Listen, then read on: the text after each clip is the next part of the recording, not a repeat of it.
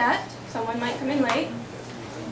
Viewers at home, welcome to our Golden Speakers of Fairfield Premier Club meeting. We meet every Tuesday at 7:30 and end at 9:15. You're all welcome to come to our site, which is the First United Methodist Church, corner of B Street and Briggs. The theme of the meeting tonight is ice cream. Not to like ice cream is to show oneself uninterested in food. Joseph Epstein. Every club shares the same mission. Our club mission. The mission of a Toastmasters club is to provide a mutually supportive and positive learning environment in which every member, every individual, has the opportunity to develop oral communication skills and leadership skills, which in turn foster self-confidence and personal growth. Yay!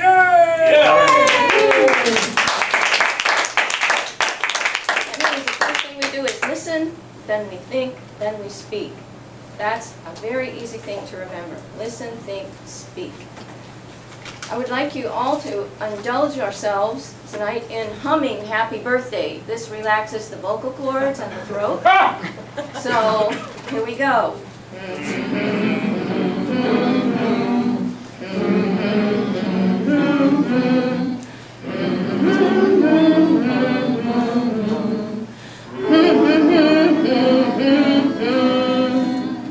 Very good, thank you. I have something I would like to gift to I would like to gift this to Kate Kens. Kate, could you come up here and join me for a moment, please? Yes. Yes. Kate has agreed to be our VP of membership. Yay! Last week, I offered whoever takes that position this comedy DVD. Thank you. All right. I would like to turn the meeting over to our Toastmaster, Mr. Will Burns. Yo! Rhonda, once again, it's a pleasure to hand off with you. You have so much in the past. Welcome. I'm not sure what to say because I'm so used to being the president up here and not the Toastmaster. But I'll start off here by talking about our role players. We've got some great ones tonight. I'll start off with our timer, Vera Elizabeth. Can you stand up and tell us about what you're going to do tonight for us? My role as timer is to keep track of everybody's speeches, and table topics is 1 to 2 minutes. The green light is 1 minute. The yellow light 1.5 minutes. And 2 minutes is the red light. And speeches, for the speeches tonight, 5 to 7 minutes is 5 minutes green, 6 yellow at 6 minutes, red at 7 minutes. Table topics evaluator, 2 to 3 minutes.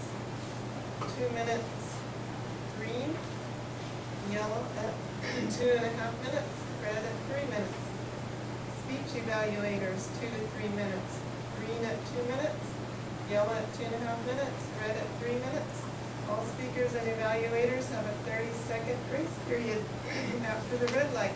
I'll report after your speeches. Thank you, Vera. All right. And now, just to clarify, Jean, you're speaking for 10 to 12 minutes, is that right? Yep. So Vera, do you note that? Okay.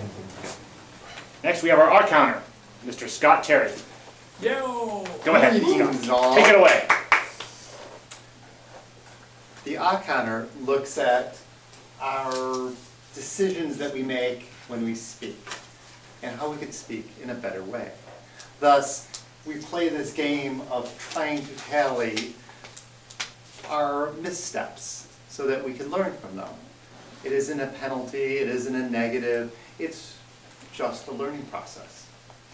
The things that I look for are like, you know, so, dangerous one for me. But, and, tongue click, pause, Xerox, which is listed here, which I think should be eliminated, since when we think about Xerox, isn't really much of a company anymore after they basically blew it. They should never have given the mouse away to Apple. Duplicates and false starts. Thank you. Now we can Scott. Carrying on the Xerox tradition. briefly at least. Next, our grammarian, Rick Starr. Yo. Come on up.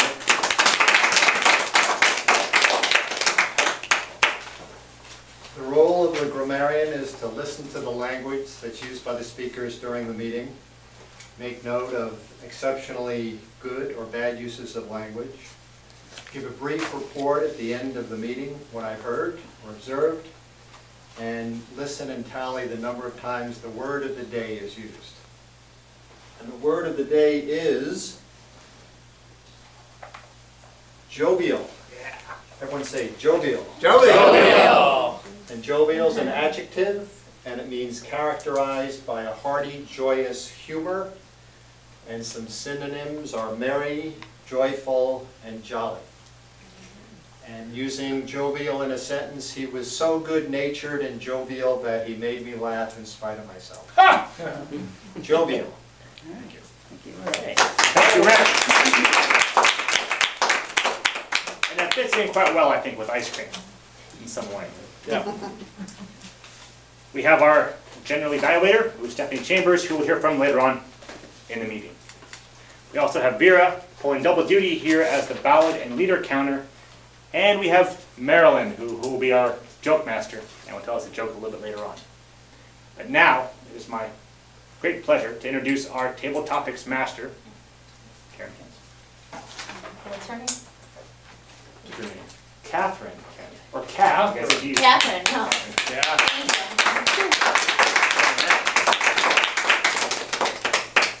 Thank you, Mr. Toastmaster. I have the privilege this evening of being the the table topics master and asking people an on-the-spot question about an impromptu speech they can give for a minute or two if they'd like. So the topic tonight, as we've heard, is ice cream. And who would like to be involved in table topics tonight? Raise your hand. Jump right in. It's really fun. Will, come on up. All right. Ice cream is a treat that can be enjoyed as a jovial delight or a reward for a special occasion. What is your favorite ice cream memory?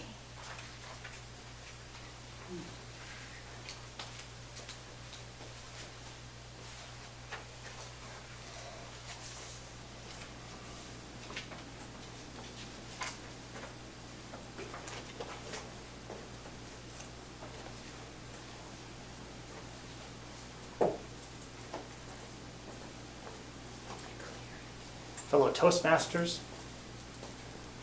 honored and distinguished guests wherever you are, and viewers at home. I'll wait a moment here until the viewers are ready.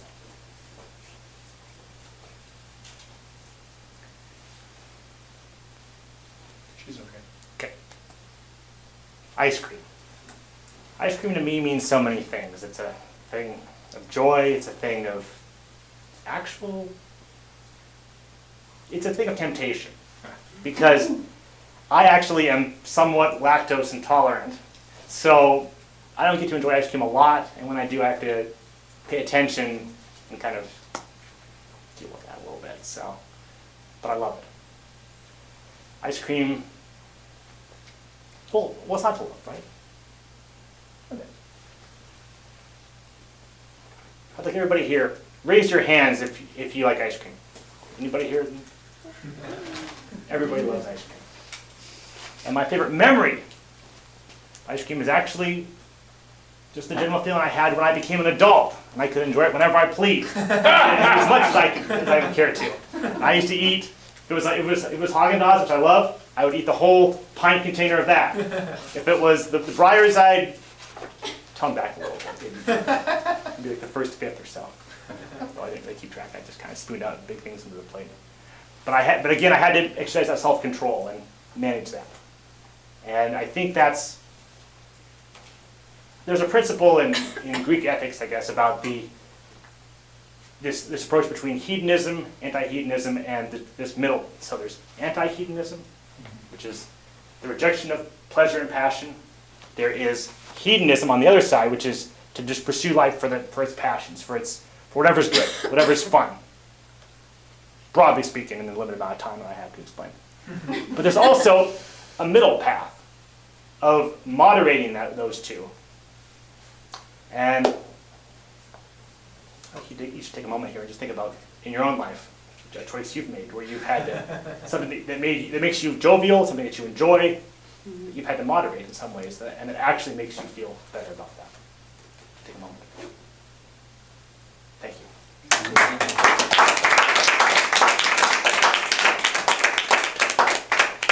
Thank you, Will. That does leave us with some thought about, do we want to indulge in ice cream? Or do we just want a little taste once in a while? I saw another hand over here. Come on up. Art. Alright, okay, ice cream is the topic tonight. So, have you eaten ice cream before? Ha! I don't want to assume anything. Yes, I have. Have you ever eaten it too fast? Nope. No? Have you ever had a brain freeze or ice cream headache? We've been discussing that lately, whether brain freeze is really mouth freeze or brain freeze. Aha, I've so had mouth freeze. you'll have some material to discuss this topic. Yeah. Enjoy. Good evening, Toastmasters guests. We do actually have a guest with us. Rosaline is a guest until the next membership cycle. I am an ice cream lover, and I am part of that cadre of ice cream lovers who believes that if ice cream is worth eating, it's got to be super premium ice cream. None of this low-fat ice cream stuff. Iced yogurt, iced milk. These are just a recipe for dissatisfaction in my mind. I have 3 stories that I want to share with you about ice cream. In Palo Alto, at the heart of the Silicon Valley Computer Center, there is a ice cream shop, a small hole-in-the-wall, super premium ice cream shop that serves a flavor that they invented and named called computer chip. And it is an orange ice cream with chocolate chips in it, dark chocolate chips, and it is sensationally good. And I ate a lot of it. One of my favorite experiences with ice cream was when my kids were in like 1st and 3rd grade. We were living in Palo Alto, and on a really hot evening, coming home from work and declaring, ice cream for supper. We go out, we buy the ice cream, we come home. The kids just breaking all the rules like that was the best part of it. For them, being able to just go totally hedonistic. And the joviality was, of course, easy to come by. One of my unfortunate experiences with ice cream was ice cream overdose. I was a scout camp counselor on a couple of sessions where when the scouts had all left and the staff is cleaning up the campsite and preparing for the next week, the ice cream and bacon in the freezers, the staff decided we got to figure out how to eat this. And I sat down along with my companions and we tried to consume all that ice cream, and I overdid it. It was like trying to eat about a gallon of ice cream at a time, but I saw guys do it. It was unbelievable.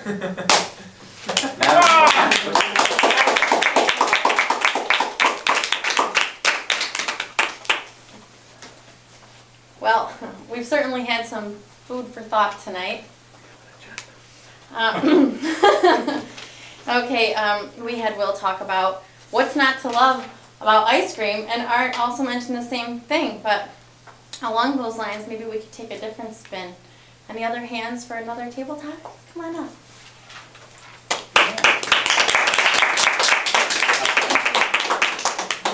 Oh, Rita, welcome Rita. Rita. So Rita, normally ice cream is derived from a female animal. Most female animals in America are injected with synthetic chemical hormones to make the cows develop faster. Therefore, ice cream is laced with synthetic hormones that greatly affect the human hormonal system. How could consuming ice cream laced with synthetic hormones be hazardous to your health? One more time? Are you good? No. I think I'm good. Okay. Good job.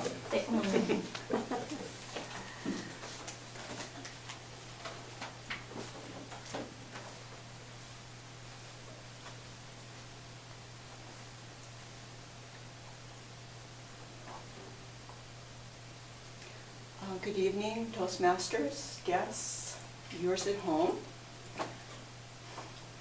I don't really know science-wise or statistic-wise the kind of information I could give on why not to consume genetically engineered or RBHG dairy, but I have heard a lot about it for many years, and I am very much against it. I'm personally very careful in what I eat. I will only eat organic dairy, although I have heard that recently the RBHG is not being used much at all, that they found that it doesn't work, and that's really a great thing. As far as ice cream goes, I love ice cream, and I try to not eat ice cream mainly because I don't eat sugar, which is another ingredient that I don't believe is healthy. So I try to stay away from ice cream, although ice cream is really, really good. And when summer comes along, it's really, really tempting. I have discovered coconut bliss, which is really, really awesome. It's purely coconut and agave, and it tastes just like ice cream. And I will admit that I came home today, a really hot day, and I ate a whole pint of chocolate coconut.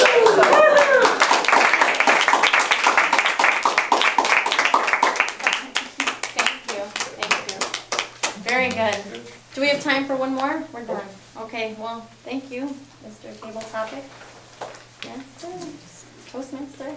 Thank you, Madam Table Topics Master. Okay, Vera, did our table topics speakers qualify? They all qualified. And the names, please. Will and Art and Rhea. All right, please take a minute and vote for those fine characters. And we're back. Please help me in warmly welcoming our table topics evaluator, Mr. Bob Burns. Yay! Thank you, Will. Good evening, fellow Toastmasters, honored guests, and everybody else that wants to pay attention. 3 great table topics, no doubt about it. 3 good presentations, excellent presentations, actually. They all greeted the audience. They all had good gestures. They all had good movement, good voice inflection, good transitions. Everything was really good. So there's just a few pointers that I have to help them maybe improve. I mean, Will did have like a 16.5-second delay before he started, but that's okay. I think it was because of the timer, right? The only thing Will did that I didn't like, Will, because everything else was really good, is you never looked at this side of the audience. You never looked to the right. I didn't even know you ever talked to me, so I was just hoping that next time you would do that. But that's the only thing that I found that I think you needed to improve. Next time, the eye contact. But it was still a jovial atmosphere, and what you had to say, and things that you had to comment on, so it was great. Then Art came up. Art was near perfect, about 97%, except when he was talking and walking back. He came back this way, and he was talking and walking, facing here for just maybe 2 seconds. So other than that, that was great. I mean, he talked about the computer chip ice cream. I'd like to try that sometime, Art. But he had great movement. And then Rhea, I really liked Rhea because she was very stationary and she did a great job. And it's almost like she wasn't going to find herself in what she was going to talk about in reference to ice cream, but then it all came together. And then she made us laugh. And she had some great things to say. and she just popped out, and everybody just loved what she had to say, even though we weren't really sure. Where the other ones, we can almost project or predict what they were going to do. So, I loved it. That's why I voted for Rhea. Sorry about that. Evaluation. Thank you, Will. Yay! I hope that doesn't affect the jovial atmosphere that Art and I will share for you here. It's all that. And now, let me call up our president to do the induction. Ah! Our president, Rhonda Whitaker. Yo! I'd like everybody to stand up for a minute. You've got your manual, roll it up, use it like a horn. Stand. We've got something to celebrate here tonight. We have 2 new members. Woo! We're going to have an induction ceremony. Jeff, did you turn it up just a little?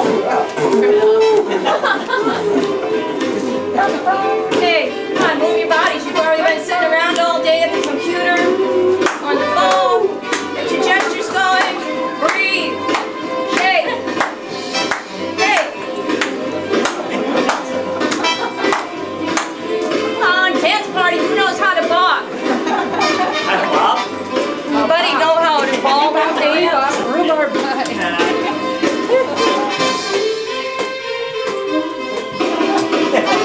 Hey! Stop that machine. All right, that's a jovial moment. Jovial dance moment. I would like to ask our new members, Lynette Vivosky to come up front, and Rick Starr to come up front. Thank you, Lynette. I'm going to ask you both some simple questions, and all you have to do is say yes or no. You're at liberty to say no, but you might risk getting rejected from the club. Did Rhea ever get inducted? Rhea, No, she actually, didn't. Rhea, would you like to come up Please too? go up there. Yeah. Yes. Yeah.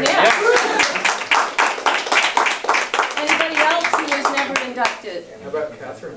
Catherine. Catherine wasn't inducted either. Come up. Yeah. Yes, Catherine, come on, up there. Yo!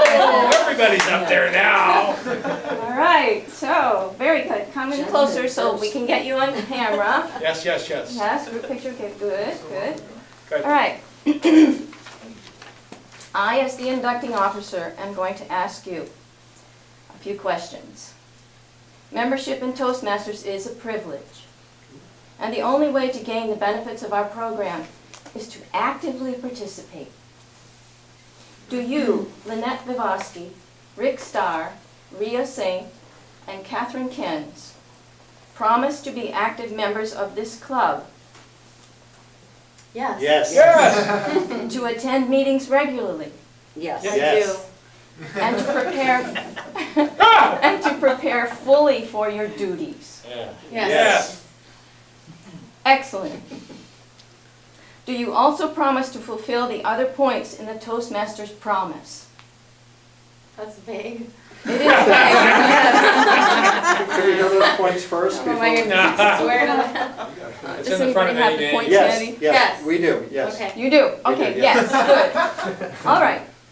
Now I turn to the club and I ask, do the members of Golden Speakers Toastmasters Club promise to support Lynette Vivosky, Rick Starr, Rhea Singh, and Catherine Kens? Her name is, Yes. her name It's is Vivacqua. incorrect. Vivacqua. Vivacqua. Yes, Okay, that's good. I just learned tonight. I just got here, so I yesed everything all over Vivacqua. again. As they work the Toastmasters program, will you all support them? Yes! Right, excellent. Let's give them a big hand. It is my pleasure.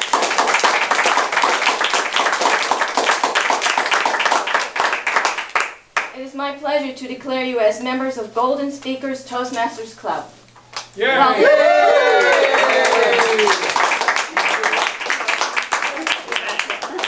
Thank you. Oh, yeah. This concludes our induction ceremony, I will now turn the meeting over to our Toastmaster, Mr. Will Burns. Yo! All right, go Will. Thank you, Rhonda. We'll turn the meeting over to our general evaluator. What are you doing now? No. Not yet. Well, no, you won't. After the speeches. Gotta Helps you read this thing. Dan goes to great trouble to print these things out. Make sure you read them. Now, let me call up our first evaluator, Cindy Trainer. Yo!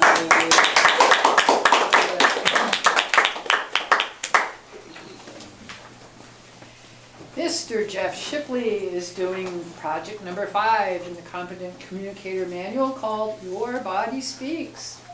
His objectives are to use stance, movement, and gestures and facial expressions and eye contact to express his message and achieve his speech's purpose. He's to make his body language smooth and natural. Jeff, your time 5 to 7 minutes, or is it different? 5 to 7. 5 to 7 he's asked for. So Jeff, after being a Toastmaster, he's been a Toastmaster since November of 2011. And Jeff is excited to give his CC number 5. In order for his body to speak, he knew he had to choose a topic that really excites him. The topic of his speech is India Cafe. Please warmly welcome Jeff.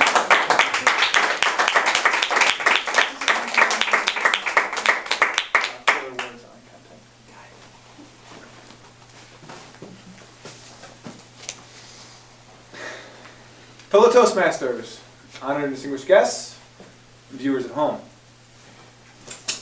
As residents of Fairfield, we are all familiar with the abundance of restaurants that enrich our community. I could speak at length to all the different pleasures I've elicited from all the restaurants around town. But there's one establishment that really stands out in my mind that has earned a fierce loyalty. Some people have called it an obsession, or maybe you could label it an addiction. I wake up, putz around my apartment for a couple moments, and walk out the door, and I won't even have an appetite. I won't even be hungry, but I'll find myself just kind of drifting a few blocks down. And before I know it, I'm on the table with a big plate of food in front of me, and who knows how I got there, but I'm there, and there's no turning back. So, of course, I'm speaking about India Cafe, located at 50 West Burlington Street in Fairfield, Iowa. And they have a magnanimous lunch buffet. Day in and day out, at 11:30 a.m., without fail, these people put on lunch. And like I said, I have developed somewhat of a fierce loyalty. I was carpooling a friend of mine, and I noticed he had a regrettable utterance. He said something negative about India Cafe, and I made in no uncertain terms that would not be tolerated in my vehicle.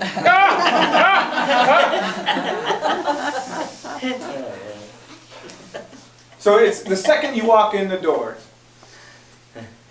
you get that aromatic flavors. They tingle the nostrils, and it gives you a foreshadowing of all the different flavors that you're about to experience, the blessings you're about to receive. You walk in, you grab your dish, you take your dining experience in your own hands, and you go to the buffet. And it's divided up into 2 portions, main portions, but there is something for everybody. For those wishing to lighten themselves, experience that sattvic side of things, there's the mild side. For those who want the passion and the spice and the rahas, then you have the spicy side. And even for those tasmanic urges around tucked away in the corner, you know, hidden from the vegetarians, there's the overcooked animal flesh that, for those people who do that type of thing. So, something for everything. And what I really like, you can always combine new things too, and the menu changes. So there's really this constant element of surprise every time you walk into the India Cafe, what you're going to get. It's a different dining experience each time, if you want it to be. So you're standing there, and there's a dazzling array of dishes from the top of the buffet to the bottom. You got You got your staples, you have your naan, and then you go around opposite, there's the basmati rice, and then you have the mixed vegetables, the fried samosas, the spinach, the paneer. It's really something to see, and it's great, and I really enjoy it. But really, one of the main factor, which I think contributes to that addiction, is the all-you-can-eat dessert tray. One of my favorite things to do is, there's the barfi, which is, I think is the rich cheesecake type dessert. I like to mash it up and put that with the rice pudding. And I don't know what the mathematical equation is when you combine two excellent desserts, it makes some sort of super dessert, which is just unbelievably satisfying. And so I think that prompts some of that addiction. Now, it's not all glamorous. There's a seedy, darker side to all this deliciousness, which regrettably I have to share with you. Sometimes the food is too darn good that it prompts some peculiar behaviors. I'll show you what I mean. For instance, take the tandoori chicken. It's very delicious, flavorful. Well, obviously, you know, it's very popular. Sometimes it runs out, which is very distressing to me. And kind of notice around, you know, peek around the dining room, and you glance at the diners, and you see people doing. They're glancing over their shoulder. They're trying to get a peek at that kitchen door. Because as soon as that cook walks out with the chicken to refill the chicken tray, people are darting out of their seats and they'll form a queue, maybe 5 people deep. And so if you observe further, it's really humorous. The first person, well, they've been waiting for 8 to 10 minutes for their chicken. It's their lunch hour. Darn it, they deserve it. They'll start helping themselves to 3, 4, 5, maybe 6 pieces of chicken. And then you kind of see the anxiety build up on the people towards the end of the queue. Am I going to have to wait another 8 to 10 minutes for more chicken? And that's the kind of stress that nobody wants in their lunch hour. But sadly, it happens. Hopefully, we can have a civilized way to divide up these scarce chicken resources, so everybody gets some. Then there's this other occurrence on occasion. This is sometimes happens. I may or may not have been guilty of this at one point or another. Let's say there's 2 of the gulab jamun. It's hard to pronounce. I just call it honey balls. It's the other dessert. It's like the fried dough and it's soaked in the honey. It's fantastic. So say I'm sitting in the buffet line in front of these 2 honey balls, and maybe there's a person right beside me. Now, being the avowed glutton that I am, I feel entitled to help myself to both honey balls. I got there first. It's just to satisfy my own selfish desire. So you'll sit there, but you know, you're kind of glancing your peripheral, and if this other person, if they're kind of aloof, dazing off, well, then they lost their chance. You got those honey balls, you're gone before they even notice it. But more often than not, I'll be sitting there with a spoon, you'll glance in the peripheral, and this other person, well, they'll be crouching into you. They'll be observing you, but then they have their jealous gaze hosing on the honey balls. They know what you're trying to get away with. They know. And so in that instance, sometimes you have to cut your losses and maybe leave 1 honey ball for them, just for the sake of keeping the peace and avoiding any unwanted confrontation. So there is this occasional jockeying for position at India Cafe. It's regrettable, it does happen.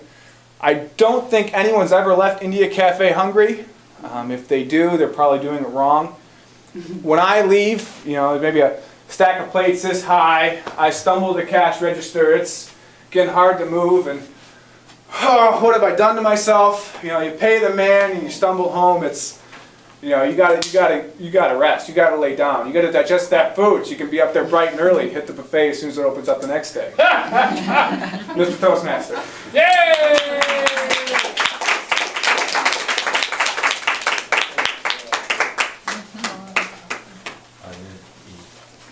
Thank you for that, Jeff. That's a very special speech. I can relate to all of that.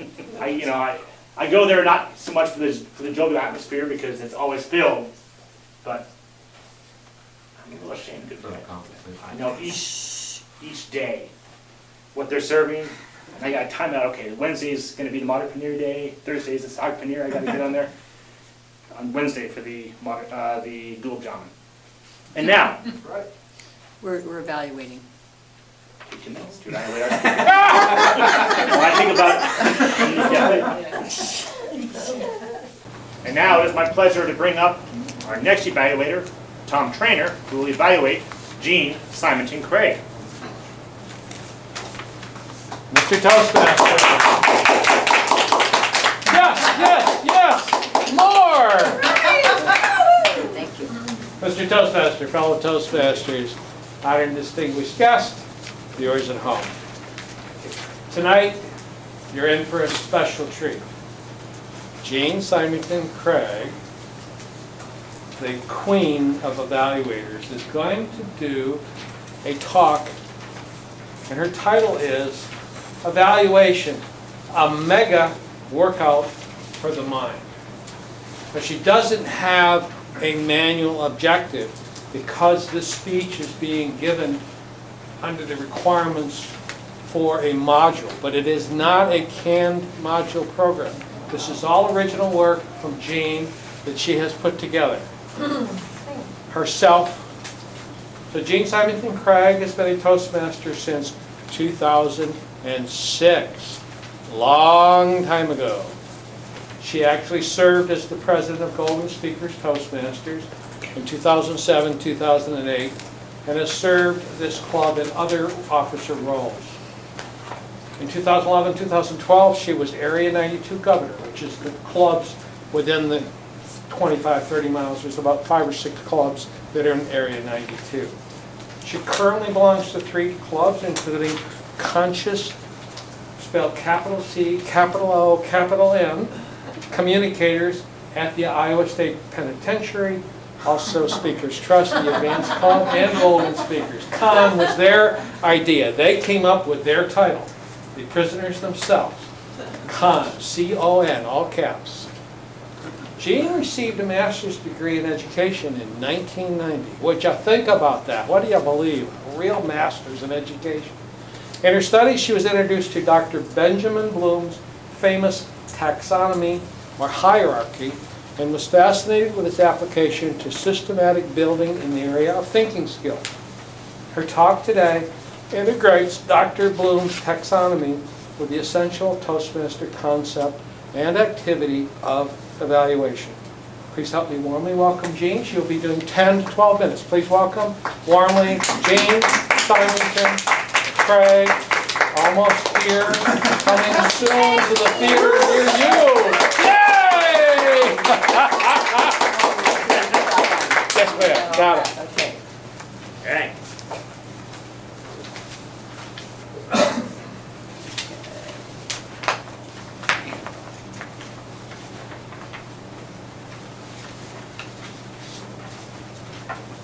Just a quick note before I start. Put your, the Bloom's taxonomy as your first page, and then put your other page underneath with the Judith Tingley on the top. Thank you very much.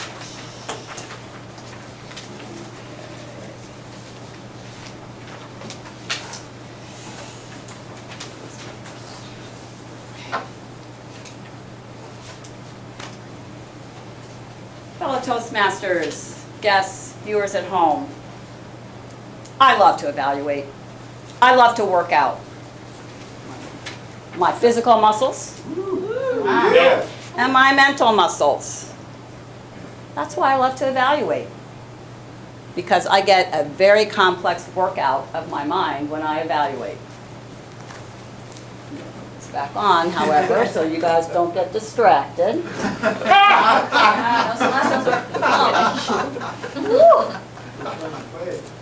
So why do we evaluate? Well, of course we want to help the speaker to improve. Let them know what things they did well and what things they might want to change for the future. Secondly, we like to educate the audience. Let the audience know how we as evaluators perceive the speech, how we saw the speaker performing. It's very fulfilling to help others learn. So we're teaching the audience as well. But there's a third serious benefit, and it goes to the evaluator itself, that person themselves. It has to do with the workout of the mind, because evaluation is a mega workout for the mind. A quick overview of the thinking process. Dr. Bloom in 1956, along with his fellow colleagues, put together a hierarchy of thinking skills. It was called Bloom's taxonomy. It sounds like some sort of itchy scalp condition, but it is actually a pivotal point in education development. He developed levels going from the most simple to the most complex, and as you move through each level, you develop mastery, not only at that level, but you're incorporating the previous levels, and you're working out different muscles. Okay, so more muscle groups as you work up. Think of your head as a muscle for now. I want you to take Bloom's taxonomy. I'm going to explain this concept just a little bit. Starting with the left, this is the Bloom's taxonomy action verbs. You'll see the first category is called knowledge. Remembering previously learned information. Some of the words you might use with that would be arrange, list, repeat, state. And an example would be, Catherine, recite Newton's 3 laws of motion. She knows it or she doesn't. That's knowledge. The next category over is comprehension, understanding of the facts. Action words here: describe, explain, review, summarize. Rick, explain Newton's 3 laws of motion in your own words. Comprehension. Different muscle group. Third, application, apply knowledge to actual situations. Some action verbs there, and you see a whole list of them. I picked them out. Demonstrate, operate, relate, use. Scott, calculate the kinetic energy of a projectile. Of course. That's an application. Very good. You see how he still needs to know laws, he still needs to understand them, now he's applying them, so it's using previous levels. Fourth, analysis, breaking down objects or ideas into simpler parts. Action verbs there: break down, compare, contrast, discriminate. An example might be, Mr. Dan, differentiate between potential and kinetic energy. Differentiate. How are they similar? How are they different? You feel your muscles already moving even if you don't know the answers to these? But the highest level Dr. Bloom put was evaluation. Making and defending judgments based on internal or external criteria.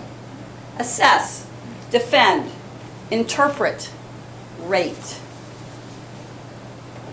Oops, I skipped synthesis. Sorry, let me go back. Synthesis is putting together ideas into a new whole. Hold on to that. So that's compose, create, formulate, and prepare. Synthesis. So let me see. RIA. Design an original homework problem dealing with the principle of conservation of energy. So that's a pulling together of what you know into a synthesis and creating something new. And now we're ready to go to evaluation. All these pieces are there.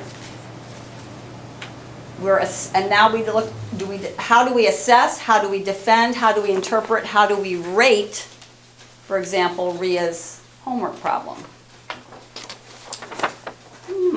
Jeff, you got to do something with all those calories you're trying to burn. Determine whether using conservation of energy or conservation of momentum would be more appropriate for solving a dynamics problem. Evaluation is at the top. You can see that Dr. Bloom felt that evaluation was a high-level skill. What we're doing is we're looking at something and seeing how well does it measure up to a standard. How well did it measure up? Where did it not measure up? What could be done to make it measure up? What do we do when we're evaluating in Toastmasters? We're taking someone's speech and we're seeing how well, we're making judgments at personal opinion on how well did that speech match the project, match the speech objectives that that speaker was trying to accomplish. How well did it not? Where are there some areas for improvement? For more experienced speakers, we're looking to see how much are they incorporating other levels of speech capability along with a specific speech project. It's a lot of exercise. Do you agree? It's a lot of exercise. Now I'd like you to turn to your second handout, Dr. Judith Tingley. This is an excellent, excellent article about evaluation. I'm going to highlight just a couple key points. I want you to have it. That's why I printed it for you. In her first section, she's talking about things to do to prepare to evaluate. I'm not going to spend as much time on that. I am going to pop down to, if you look at the line, it says, here are some more tips to help you do most valuable evaluations. So you want to focus on specifics. This is developing listening skills as well. Your talk was great. That doesn't really help. Be specific. Focus on positives. Help the speaker feel good about what they did in a specific manner. Give concrete suggestions, things that could be used for improvement as it relates to that speaker's performance. Again, pointing out areas for improvement. Don't repeat the speaker's content. This is really important. We were all here. We all heard it. We don't need a synopsis of the content. Focus on the speaker, not on yourself. This is another big one. That talk that Jeff gave, I'm being Jeff's evaluator, is so interesting. Reminds me about when I go to India Cafe and what I like to eat. And have you tried those things? No. I'm taking it off of Jeff. I need to keep it on Jeff. Right? Focus on the speech, not on the personality or the values or the lifestyle. Just the speech. And focus on delivery, not the rightness or wrongness of the content or your agreement of the content. These are key. These are absolutely key. When I go to do an evaluation, I look, just because less numbers is easier for me, I'm looking at content and I'm looking at delivery. And if you look at the 10 projects in Competent Communicators, you'll see content. That's organizing your speech. Get to the point. Word choice. How are you constructing your speech? Do your points have supporting material? All that organization. And then there's the delivery. And that's where we get into vocal variety, those fabulous body gestures and facial expressions that Jeff did so well. How was it delivered? Eye contact. Was the person making eye contact sufficiently around the room? That's the delivery. Were they smiling? Were they using the stage? How was the stage being used? Okay. I suggest you read the rest of that article because she gives some really good examples of how to do this correctly. But I'm going to ask you to flip over. There's another point that I want to cover. It has to do with something that's called first-person style or third-person style. I read this article some years ago and I was really impressed with it. It's something you can use for yourself as an option. Oftentimes people will evaluate in a one-on-one way. Rhea, I really liked the way you did your table topics. You stood up here and addressed the audience. Now what's happening here?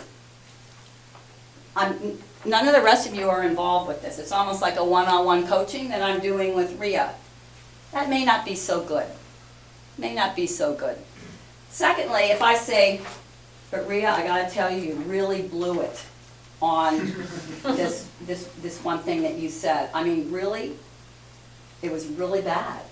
So how's Rhea feeling? I'm looking in her eyes and I'm telling her that it was really bad. This can set up a dynamic of, whoa, particularly if she doesn't agree with me. I don't know how that's possible, but she doesn't agree with me, and I'm coming across as a little bit superior, perhaps. All right, now contrast that with, I'm also not doing any kind of eye contact or any kind of connection with anyone else in the audience. So we've got that. Third person style is, I'm doing an evaluation and I'm referring to Rhea in the third person. And I'm talking to all of you. I really liked the way Rhea did her table topics tonight. She stood up here, she got a tough question, she was game, and she hit the ball. I see Rhea's sitting here, it's not so direct, she's feeling like, and she's hearing me sing her praises to the whole room, which can feel pretty good. If I'm saying something I'd like to see improve, I'm not saying it right at her, so there's not that potential for conflict. And I'm also involved with the rest of the audience, and I'm engaging in eye contact like that. Having read this article, and it's just something you can do, I became a convert to the third person style for evaluation. So, quick overview of Dr. Bloom. You see he put evaluation at the highest level. We evaluate here in Toastmasters to improve speakers, to help the audience, but also for the evaluator, it's a mega workout for the mind. And as a result, when you go to flex your brain, you're going to really have something to show.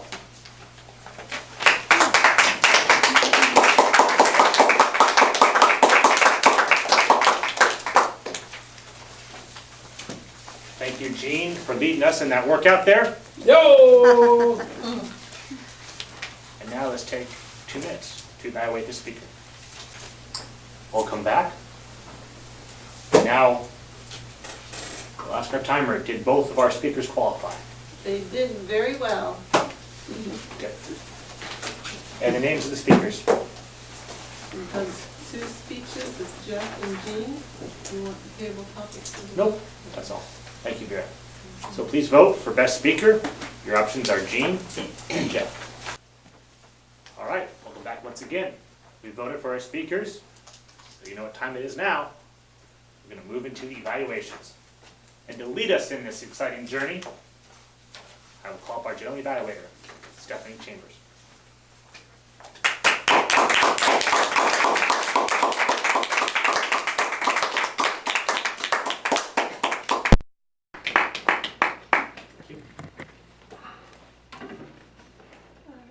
So to begin this section of the meeting, I'll call on our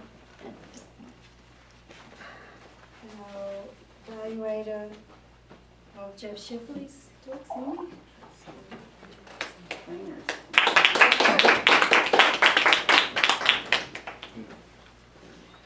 Madam Chief Evaluator, fellow Toastmasters, honored guests, but most especially Jeff. India Cafe. When you got done, well, I can't go there because I shouldn't because of what Jean just said, but I was drooling. And I was really drooling over the humor that you presented. I really enjoyed how you just took something common, an ordinary, everyday experience, at least in Fairfield, and injected it with all this humor, like people going up and saying, you know, the part about the 2 honey balls in your eye gestures, like, is he going to attack me over this? Were we going to fight over this last one? That type of humor, physical humor, just the gestures, your eye movements, and were great. And of course, your body speaks. You picked, in my opinion, a great topic to this, and it was hammed up a little bit, but I appreciated that because what the heck. So your preparation, I thought, was excellent, Jeff. And your manner was very confident and definitely enthusiastic. You were all over the stage. You moved around.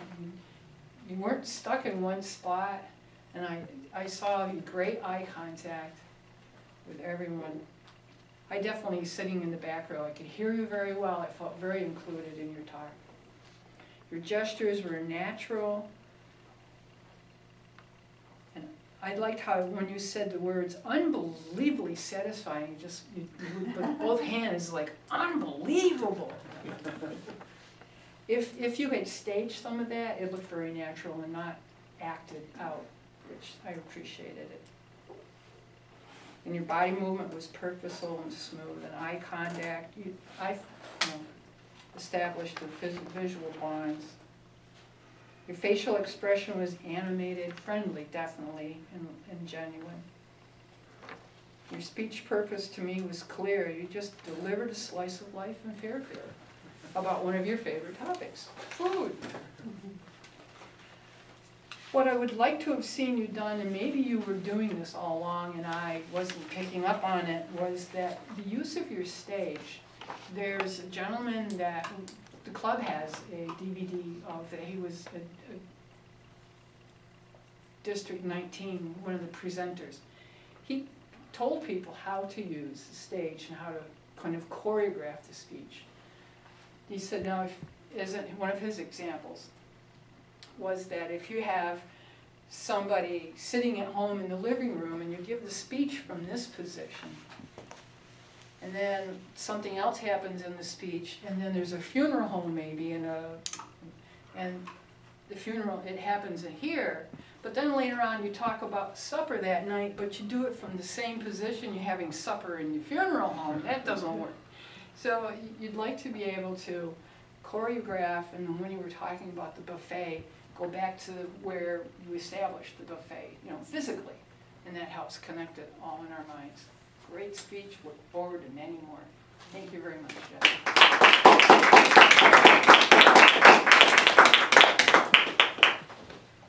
Thank you very much. And now call up Tom to evaluate Jane's speech. Yep.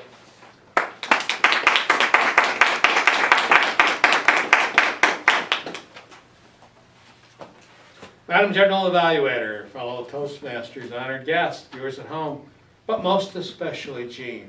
So tonight, Jean, my usual way is to mix first person and third person, which is an alternative to the two that you've suggested.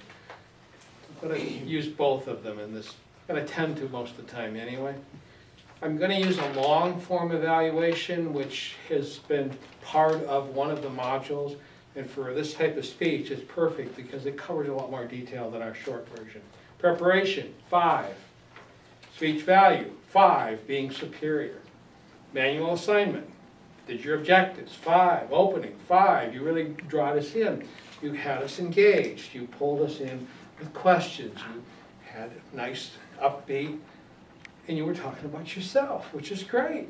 It pulled us into your world with your opening. Wonderful. Body of speech, 5. Did a lot of good stuff. Transitions, 5.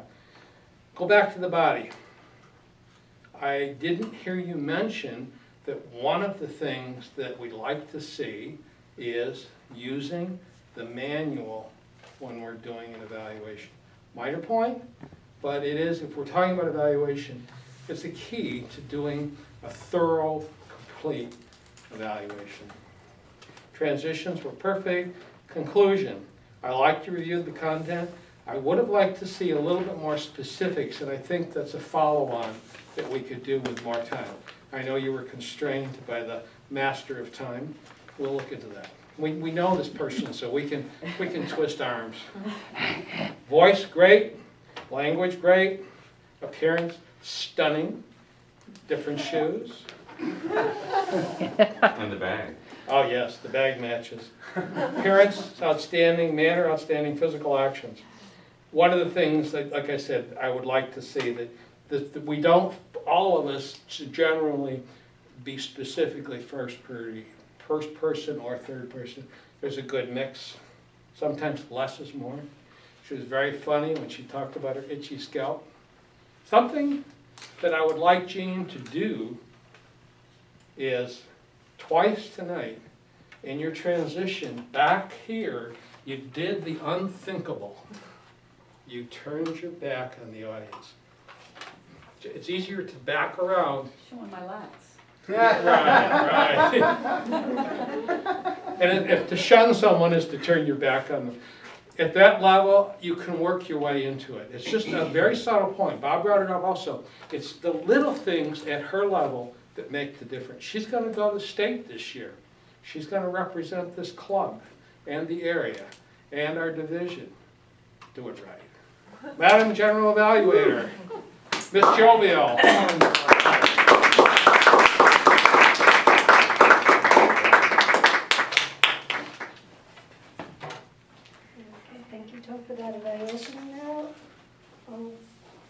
go into some of the reports. Or vote. Okay. Vote. Should I do the general evaluation? No, vote comes first. Okay, everyone, over the times, Yes, all three evaluators, did they qualify? Yes. Okay, so then the names are Jean. Oh, sorry. Bob. Cindy Trainer, Tom Trainer, and Bob. Bob Burns. Bummer. So Vote early, vote often. we'll take a few seconds and, Okay. okay, now we'll have some of our reports. So I'll ask Vera to report on the times. And she's ready. Vera. Okay. The timers report for everyone. The table topics, Will was 2 minutes, 20 seconds. Art was 2 minutes, 21 seconds. Rhea, 2 minutes, 10 seconds. Speeches, Jeff's was 5 to 7 minutes. His was 6 minutes and 50 seconds. Jean in 10 to 12 section was 12 minutes and 26 seconds. Bob was 2 minutes, 12 seconds. And who was the evaluator? Who was the next? Cindy. Cindy. Okay. Cindy was 3 minutes, 29 seconds. Tom was 3 minutes, 4 seconds. There Yay! you go. Yay! Yay! That very close time. And I'll ask our accountant, Scott Terry, for his report. All right, let's look at a few of these things. These are just indicators of areas of improvement. Vera had 3 ahs. Rick was clean. Kathleen had an ah, an a so, and a tongue click. Will had 2 so's and some excess sounds. Art was clean as a whistle. Rhea had 2 ums, a so, and an and. Bob had 1 but. Cindy, clean. Jeff had an an a so, and some sounds. Tom was clean. Jean was, I apologize to Jean. I got so engaged in remembering Bloom that I completely didn't look at any sounds or anything she'd made. So I'm assuming it was perfect.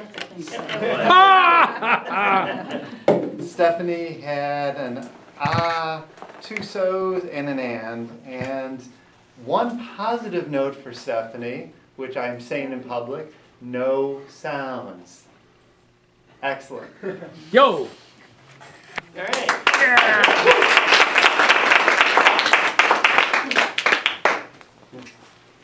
I'll now call on our grammarian, Rick Starr, to give his report. Thank you. Uh-oh. Notice I did that after he did the scoring. Doesn't count. So ice cream is a very rich, full food, and it inspires rich emotions in all of us, one way or the other, and all of our speakers use very rich language to describe it. Catherine's did a very good description of a decision whether to indulge in ice cream or just have a little taste. I think we can all relate to that. Will said that one of the great things about being an adult, he could have as much ice cream as he wanted without having to stop. Art, it was wonderful telling the kids ice cream for supper. I could just imagine that. And Rhea expressed the temptation we all have. She said, I tried to stay away from it, but when summer comes, it's really, really tempting. So very good descriptions of ice cream. Jeff, as was mentioned, used great imagery and humor to describe the reality of eating at India Cafe. And the one phrase I like was he's talking about the chicken, and he said, tucked away in the corner, hidden from the vegetarians, is the overcooked animal flesh. And Jean's talk was a wonderful combination of a kind of a structured intellectual discussion and work humor into it to make it light. And like Tom, I liked when you said that taxonomy sounds like an itchy scalp condition. And word of the day, jovial. Catherine, Will, Art, Rhonda, and Tom used it. Art had a variation, used joviality, and Will used it 3 times. Good job.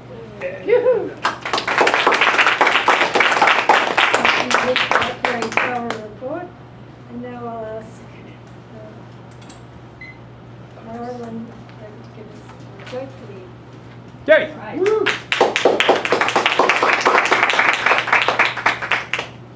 Okay, I just found this joke before I came, and it's a little bit on the edge. So I ran it past Tom, and I got the trainer stamp of approval.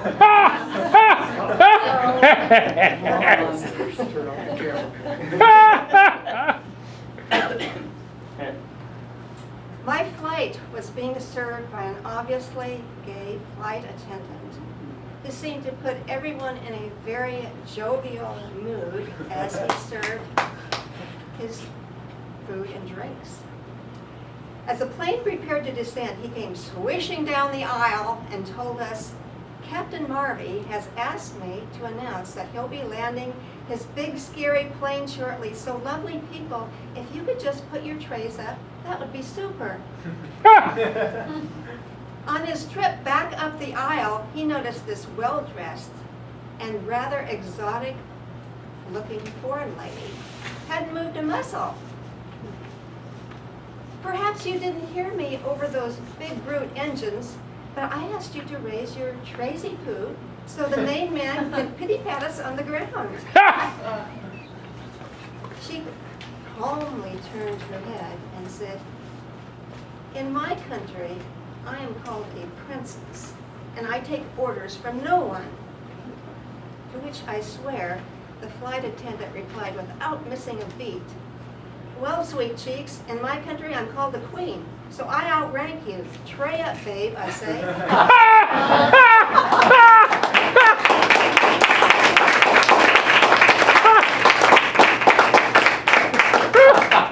That was a fun use of words, by the way. Okay, now I'll do my general evaluation. I must admit this was a very jovial and enjoyable meeting, and I think ice cream put everyone in a good mood doing the talks and also the evaluations. So in terms of the evaluations, I really liked the way Bob did his evaluations tonight. He started off with some general points about something that all of the speakers did so that we could learn a few of the good points. And then he, as he went through each person, he talked about, he gave them a suggestion for improvement, and then he would follow that with some positive comment, which was good. The only thing I did notice, Bob, was that you seemed to be so enthralled by Ria's talk that you didn't actually give her any suggestions. I know Ria did a great job, but I think all of us can improve in some way. It often is challenging and difficult, but try and find some suggestions if you can. Sure. Okay, and then we went into the main speeches. And I liked Cindy's evaluation of Jeff. She picked up on points that I noticed, that his great use of humour. You did use some of his material in presenting that, but in a way I could see why you didn't, because you had to show, to illustrate the point. But I suppose as June pointed out, that's something to keep an eye on, not to overdo. That's the time when you can do it. You can do a little bit, but I suppose it's just a matter of the degree. So that was probably about the only thing I could notice for you. You also picked up the fact that he could choreograph his gestures, which I think all of us would agree that's something you can do to make gestures more informative and to the point. Okay, and then we had Jean's excellent speech about evaluation, which is making me feel more self-conscious about giving an evaluation. But Tom, I noticed that Tom really likes using manual when he's evaluating. For this purpose, there was no manual to use, but he sort of made his own sheet up. Tom and I differ a bit on this point because if you look at all the speakers on the Toastmasters website who were winning evaluation contests, generally they do not have a manual. It's not that they don't refer to the points of the objectives of the speech, but they don't have a manual and they aren't referring to a manual for their points.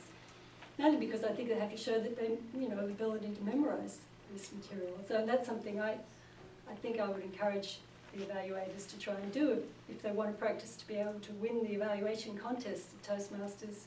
At some point, you have to learn to go without the notes, just like our speakers have to learn to go without the notes. But Tom gave a great evaluation nonetheless, and really it is very hard to find points for improvement for Jean, but he did manage to find some. So that was great. But on the whole, it was a great meeting, and I think we've learned a lot from the material we heard tonight. So now I'll hand you back to the Toastmaster. Yo!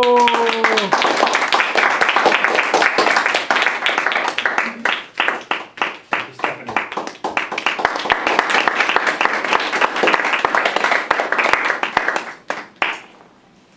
It's that time of the meeting.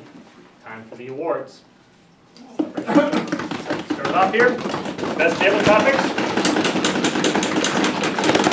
Mr. Art Atkinson. Yo! Ice cream for supper, yeah! Yeah! Good idea. Good idea. No surprise there. Very good descriptions there.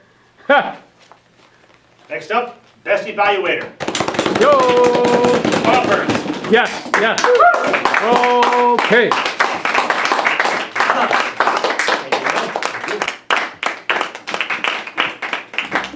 And finally, best speaker, Jeff Shipley. Yo!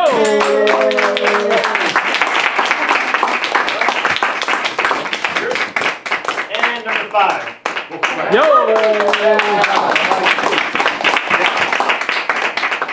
I think there's an error on the ribbon. Oh, there's your, I'm sorry. Look at that to you, Herb. Get that fixed for you. Thank you. Let me call the president, Rhonda Whitaker. Come on up, Rhonda.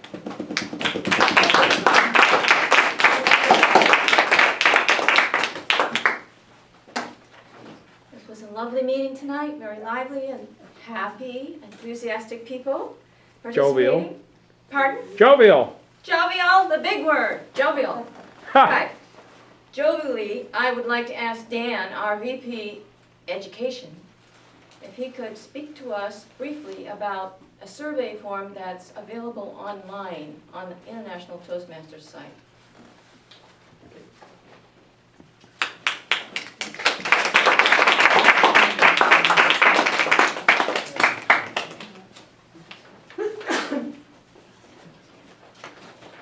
Fellow Toastmasters, I think most of you got this member interest survey form last time. We got a few of them back, but we'd like to get one from everybody. And we've got another way that we can get it, which might be even more convenient for everyone. I've been using a site called Easy Speak in order to organize the meetings, and I won't try to describe the whole thing because it's quite complex. But part of it involves the ability for each member to log in and look at various items that can assist in their Toastmaster experience. And one of those things is the member survey online. So what I'm going to do this coming week is to send you an email with the link to that website, your temporary username and password. You'll use that to log in. You'll create a new password, and then I'll indicate to you how you can go and take this survey. And it is really quick if you're just doing it online. The really nice thing for the club is that once we've done them online, then the club officers can look at another part of the menu and see a compiled summary of all those surveys. And for each question, they can click over and see the response of every member down in a row. So it's going to be a nice resource for us. So do you want us to retake it then, if we've done it already? It's optional. It would be more convenient if you wouldn't mind. If you object, then I'll take your hard copy and enter it myself. Whichever way you want to do it. That's it. Yo! At this point, I'd like to ask Catherine Kens if she would please come up and give her opinion of the TLI this past Saturday and what she learned, just in a summary, Catherine.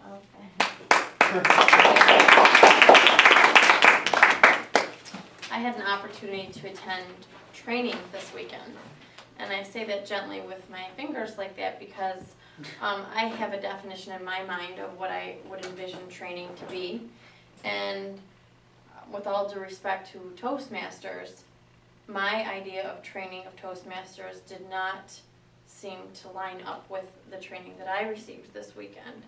However, I did take away some positive things, and that was appreciation for our group. We have been ranked the #1 group in Toastmasters in the state of Iowa for how many years? 11 of the last 13 or something ridiculous like that. Well, there's good reason for that. And when you have an opportunity to see other clubs and their values and their group and their commitment to each other and to not just their own excellence, but their teammates' excellence as a Toastmaster, as a Goldie, there's a large variation between, there's a large range. And I consider ourselves leaders of the top of that range. And so you are all very fortunate to be part of this, and at the same time, we wouldn't be what we are without each and every single one of you. So thank you for the value and the standard that you all bring to Toastmasters, and I do hope that you each have an opportunity to attend training, and that will only come by your further commitment and involvement to Toastmasters. Yo!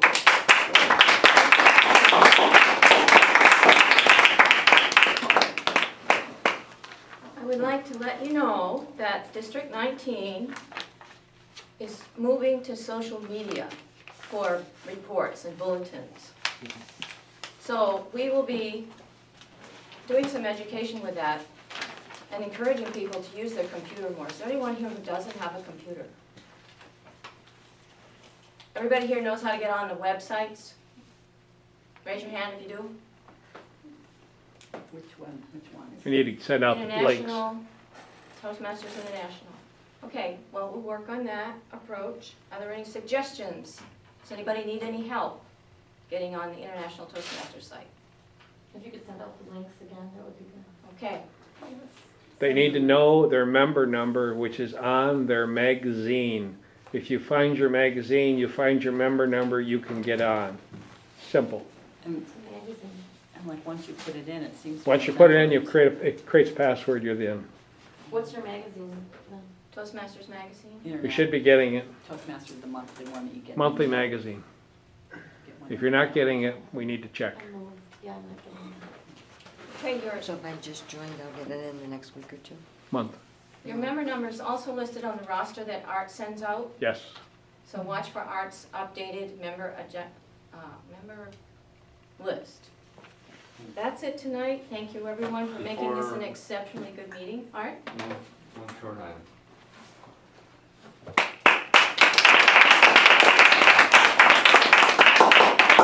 And an unplanned item that came up in my mind during this meeting. I am very committed that we all use each other's names and pronounce them properly. And this club has the privilege of having people from an enormous variety of places and languages. So repeat after me. Catherine Kens. Catherine Kens. Rosaline Woods. Rosaline Woods. Have I said it correctly? Rosaline. Rosaline Woods. Rosaline. Lynette Vivacqua. That's it. Lynette Vivacqua. Ria Saint. Ria Saint. Is there anyone else whose name has been botched? Oh, she's not here. Karen Aoki. Yeah. It will do us all well to just pay attention and learn to pronounce each other's names right. Symington Craig. No, I'm just kidding. But and if your name is mispronounced, we have new people are coming, may not here. We count on you to make a correction. So just pay attention. If someone is trying to say that's not how my name, you got to pay attention. Speak up. And speak up. And you were sort of going Vivaqua, but As you I were was getting walking. quieter. You were getting quieter. You need to go, excuse me, it's Vivaqua. Okay. Thank you very much. Yo. Okay, it's time to close the meeting. Thank you very much. We are now adjourned.